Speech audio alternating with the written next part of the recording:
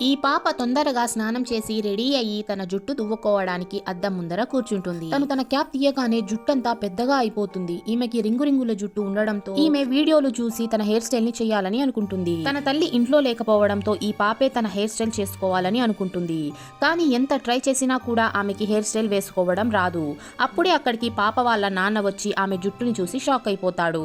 అప్పుడే ఆ పాపని పక్క రూమ్ కి తీసుకుని వెళ్లి ఆమె తలపైన ఒక టోపీని వేసేస్తాడు.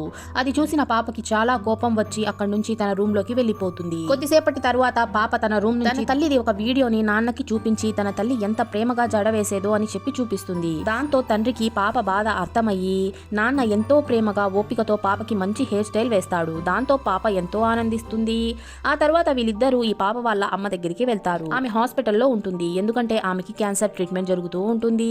ఈ పాప తన తల్లి కోసం ఒక డ్రాయింగ్ వేసి తెస్తుంది. ఆ డ్రాయింగ్ చూసిన తల్లి చాలా ఎమోషనల్ అయిపోతుంది. ఆ తర్వాత వీళ్ళు ముగ్గురు హ్యాపీగా ఇంటికి వెళ్ళిపోతారు. మీకు మీ మమ్మీ అంటే ఇష్టమైతే కామెంట్ సెక్షన్ లో రెడ్ హార్ట్ కామెంట్ చేసేయండి. Please subscribe.